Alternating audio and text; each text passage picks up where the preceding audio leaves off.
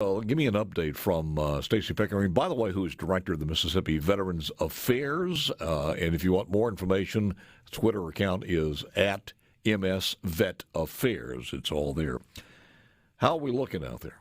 Well, actually, Paul, we're looking really good. Last year, before the vaccine came out, we had 95 of our residents, our veterans who live in one of our 4 homes, passed away to COVID-related illness. Let's be candid, be transparent. They had health problems. They wouldn't be in a nursing home otherwise, but COVID was enough. It cost them their lives. It was a tough year for our staff. But we vaccinated on January 9th. We've not had a single COVID-related death since we vaccinated the homes. 90% of our veterans took the vaccine voluntarily, and well over 60% of our staff took the vaccine. So we have done extremely well. Right now, we do have a couple of small outbreaks, but only 9 residents have it, and most of those are asymptomatic because they've been vaccinated. For folks who don't know where these homes are, just explain that. Yeah, we've got 4 nursing homes for veterans in Collins, Oxford, Jackson, and Kosciuszko. There are 150-bed nursing homes, and it's all just to take care of our veterans when they get those end-of-life issues and need more care than what they can get at home. How many total beds is that? 600. 600. We have 6, and we're fixing to build another 100 beds on the Gulf Coast. So this will be in addition to it's standalone. It's by itself. It'll be a by itself, brand new facility there in North Harrison County at Tradition.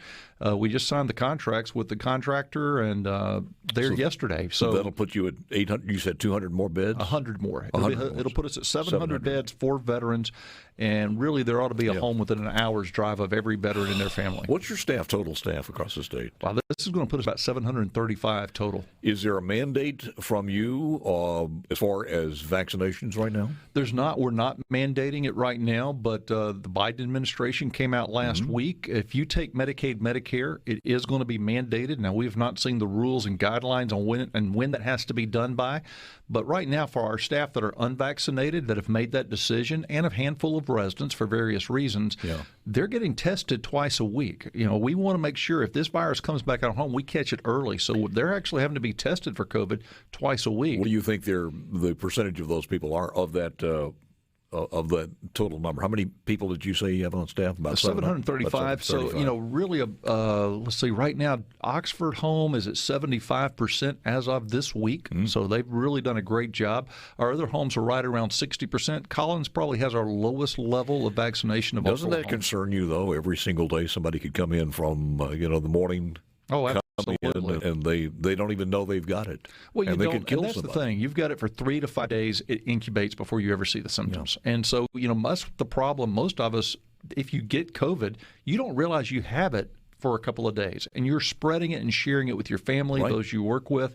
That's the reason the vaccine's so critical. They're in there taking care of a 95-year-old veteran, and even if they don't have a fever, they could be carrying the contagious virus. Absolutely. Now, the good news is, again, most of our residents are vaccinated, well over 90% at this point, and we've had 0 COVID-related deaths, but they are getting it. Like I said, right now we have 9 residents in 2 of our homes that have COVID-19. We isolate them. We have a special facility for them there within the facility. Here's what, not only in the veterans' homes, but in all long-term care facilities. By the way, when the numbers are given by the State Health Department, do those numbers include for the veterans the outbreaks in long-term care facilities? Right. When you see long-term care facilities on the State Department of Health, we're part of that number. You're part of that. But I've often wondered, how did we escape in civil law and in lawsuits and lawyers? How did we escape that so far where if you had a parent died and it could come from, the only place it could come from if the relatives are not visiting from the staff, how did we escape that? As a lawyer, it seems like that would have been a connectivity and push this thing over. I think some of it, our legal environment, you're not open to that in Mississippi. Plus, you got to trace it and you got to be able to prove it. Yeah. And that's the hard part of that issue. That has been the situation in other states that are more litigious and have that environment. But, we passed tort reform back, I hate to say 20 years ago when I was in the state Senate. But, we did do some things to correct those issues so we don't have frivolous lawsuits. But we still have accountability. We have oversight from the VA as well as from the health department as well as Medicaid, Medicare, CMS. Can you see if there's that trend is up or down as far as the Delta variant? variant is concerned over the last couple of 3 weeks, or do you know? It's actually, the trend is up. We've got more infections in our homes right now because of the Delta variant. It's so contagious. The good news is, again, because over 90% of our residents are vaccinated, when they do get tested positive, we're seeing very few symptoms, no hospitalizations. Yeah. So again, I've been trying to champion the fact, to the public in Mississippi. Let me tell you what's happening in our veterans' homes. We had 95 die. 95 died last year, but we vaccinated. We've had 0 deaths. The vaccine works. It's safe. And our veterans, over 90% of them in the homes, rolled up their sleeve and voluntarily took the vaccine.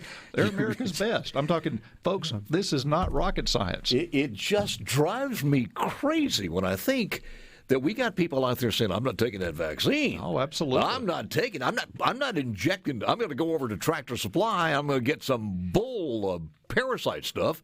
And I'm gonna start sucking on that. It doesn't make sense. It does not make sense. 99% of the doctors are saying, do this. You get the FDA, the CDC, and I'm just saying this is the facts. We had deaths prior to the vaccine. Once we got the vaccine, 0 deaths. The vaccine works.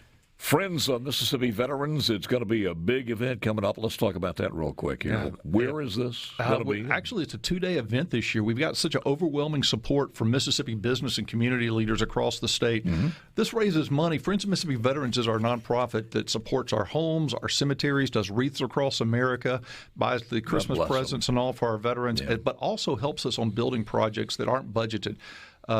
During COVID, we didn't have a large outdoor space that we could take our residents to, get them out of the heat, that's covered. Mm-hmm. So we just built a pavilion. We raised the money last year to build a pavilion at our Oxford facility.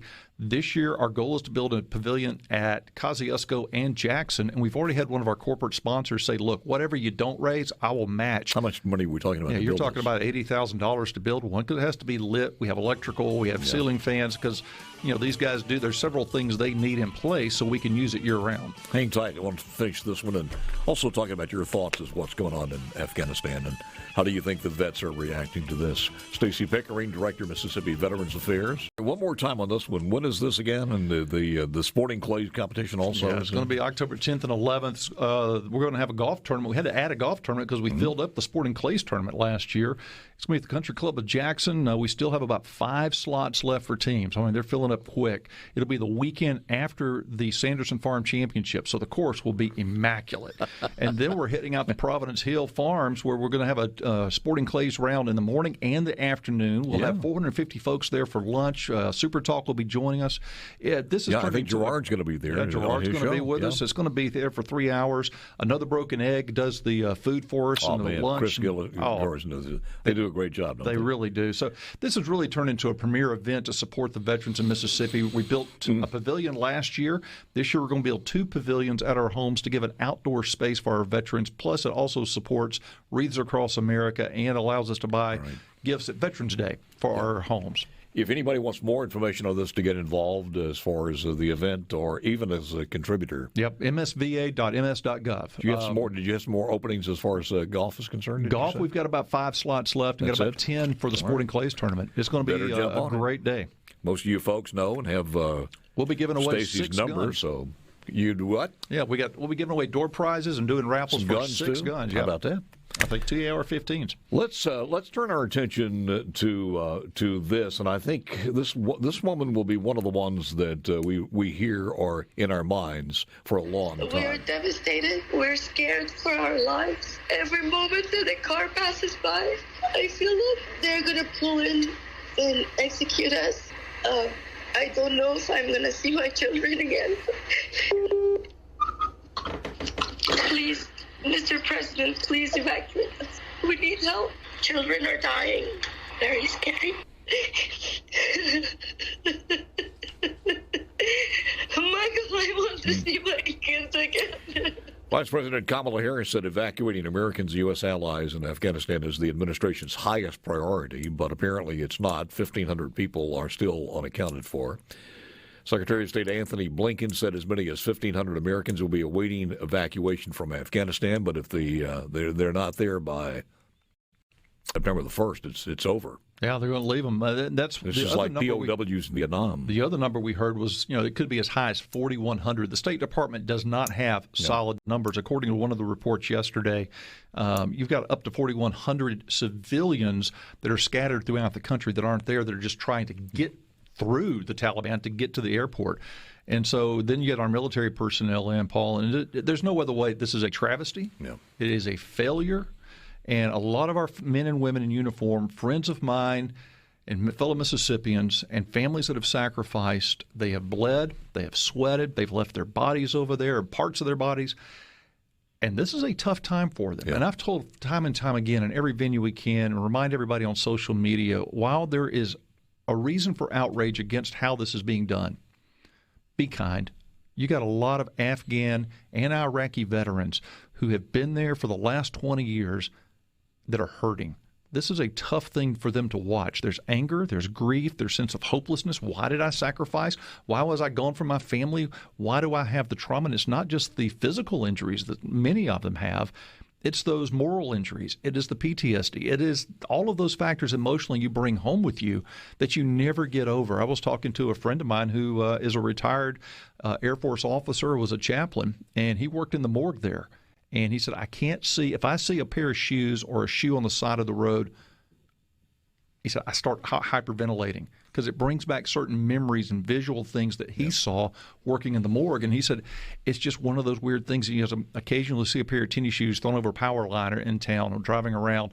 And he said, it panics me because I'm not ready to see it. And it brings back memories. And you've got countless experiences like that our men and women who've been in combat. So and we just need to be reality kind. that, and we already have a high rate of suicide. You heard on one of them, 30,000. 22 veterans a day commit suicide. It's still that. There is a real possibility that the problem could be exacerbated by this. Absolutely, and that's one reason we're trying to get the news out. There is a place, if you're a veteran, a family member, and you're having suicidal thoughts, depression, just want to talk to somebody. The Veteran Crisis Line is 1-800-273-8255. One more time. 1-800-273-8255. It's the Veteran Crisis Line. 70% of the people answering the call are veterans themselves, and sometimes it's good just to talk to a colleague, somebody else that's been there. I'll tweet this out in a moment or two for you folks. But again, 800-237. 273. 8255. Former translator for high-ranking U.S. Army Ranger in Afghanistan is telling Fox News this morning or late yesterday that the Taliban have begun publicly executing allies of the U.S. and provinces away from the media attention in Kabul.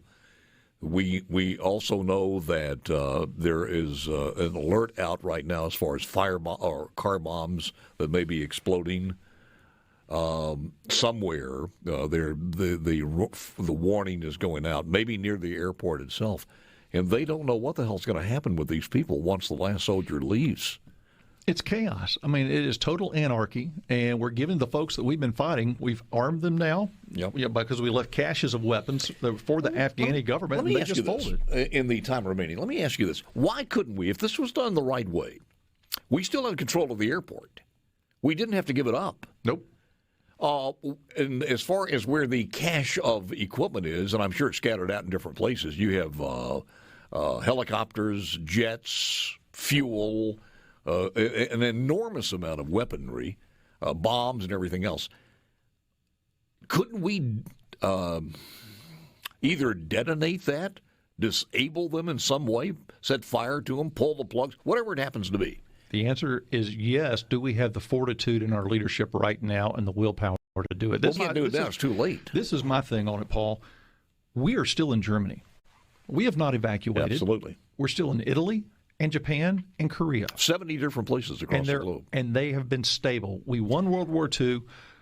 Korea came to a stalemate, but we never left because we wanted to stabilize it, and they never. But we pulled out of Vietnam, and what happened? It collapsed. We pulling out of Afghanistan now, and it's collapsing around us. Why did we think something different was going to happen? And it's just a repeat of history that happened in the early 70s in Vietnam, and it's a travesty. It should not have happened, and if we go to war, we ought to be prepared to stay because there has to be stability. What I think veterans should know, and what somebody in the administration ought to say, well, they won't say it, though. Well, we already got this from some of the people over there. We heard from some of the women. It certainly wasn't Gloria Steinem, but the remarkable, during this tenure of 20 years, the remarkable progress they have made as far as women's rights over there. Oh, tremendous. I mean, It's been tremendous, and now they give all of that up. Our men and women have done a tremendous job bringing Yes. education, infrastructure, liberty and freedom to these Afghan women and children and protection so they could live their lives. And now all of that, a lot of that time and a lot of that progress is being lost. Stacey, I remember seeing this back when we had the initial onslaught and when President Bush was at the collapse of those buildings and talking about they will hear us with the fireman arm around the fireman. Absolutely. I came in the next day and I said, I wish we had a foreign policy of this, and I hate to say this, but I wish we had a foreign policy of what we're going to do is if you attack one of us, we're going to take 10,000 of yours. We're going to bomb the hell out of you. We are going to rain fire upon you, and we want you to know this. We're not going to come in and rebuild your schools, your bridges, your infrastructure, not one damn thing. We're just going to bomb you. You're on your own. Well, in World War II, we had to bring China to their knee, or Japan, because Japan was not going to surrender. Curtis LeMay and the bombers firebombed and killed more people with firebombs than we did with nuclear bombs. And we did use nuclear bombs. We're the only nation that ever has.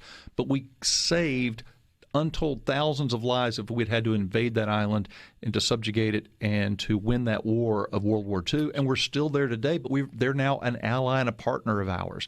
And that's where it has to be a long-term relationship. There's no reason for us not to have a contingency stay there. No, not at all. It really wasn't in a non-combative form.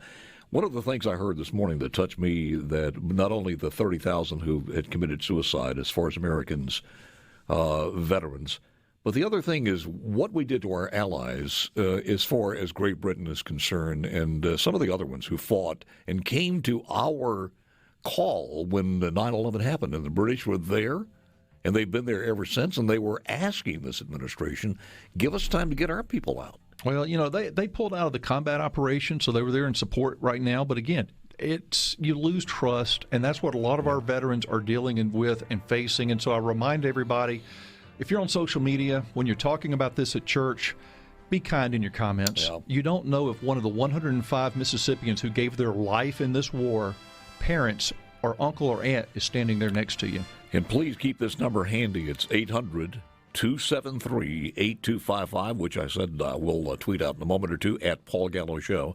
Veterans Crisis Line, if you think you need it, please call. It's manned by. Yeah, maybe 70% of the folks there are veterans. They're there to talk to you. It's totally confidential. Or just go to our website if you're looking for resources, msva.ms.gov. Stacey, thank you, sir. Appreciate it.